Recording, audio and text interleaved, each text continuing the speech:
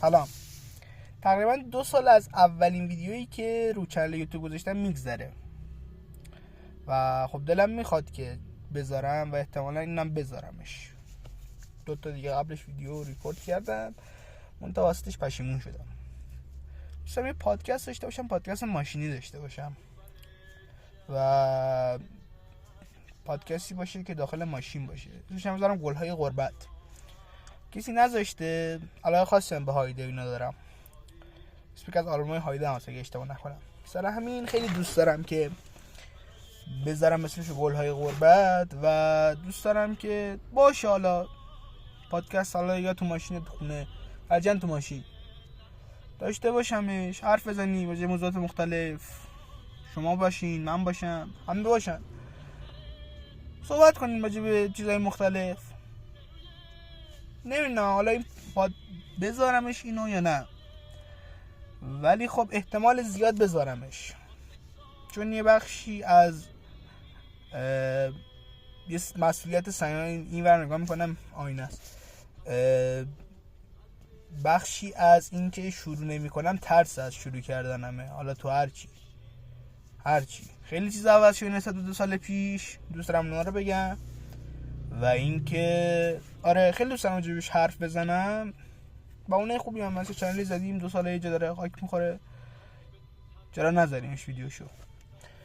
و خب دوست دارم که این پادکست باشه که موندگار باشه، مثل بی پلاس، شاید مثل پلنت که تموم شد. دوست دارم، جالبه به نظرم.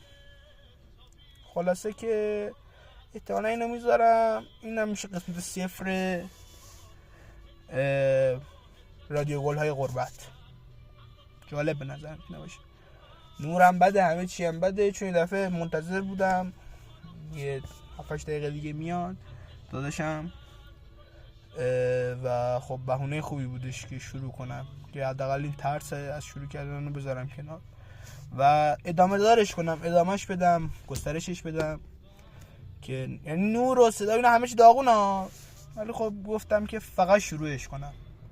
3 دقیقه 4 دقیقه هم فکر نکنم بیشتر باشه و الان منتظرم، دارم آهنگ گوش میدم و شروع کردم و خب نمیدونم میذارمش، ترس از قضاوت شدن هم میذارم کنار و میذارمش.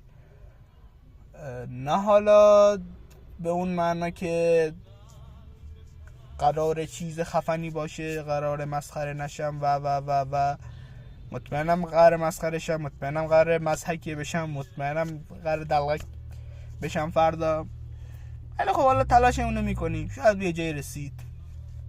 همین که شروعش کردم حس خوبی دارم و امیدوارم که دوست داشته باشید سری ویدیوهایی که اگه بذارم احتمالاً میذارم. و اینم قسمت 0 رادیو گل‌های غربت، پادکست گل‌های غربت. اسم جالبیه به نظرم، چون هایده رو خیلی دوست دارم. الان دارم ابی گوش میدم، ولی خب هایده رو خیلی دوست دارم. جهات خیابانی طور شد ولی خب اشکال نداره. و اگه دوست داشتید سابسکرایب کنید، نظر، کامنت، انتقاد، پیشنهاد بدید. دوست داشتید لایک کنید، دوست داشتید دیسلایک کنید و همین دیگه. توقعی ندارم خیلی، چون کار خاصی نمی کنم که بخوام توقعی داشته باشم. در صورت شروعش کردم.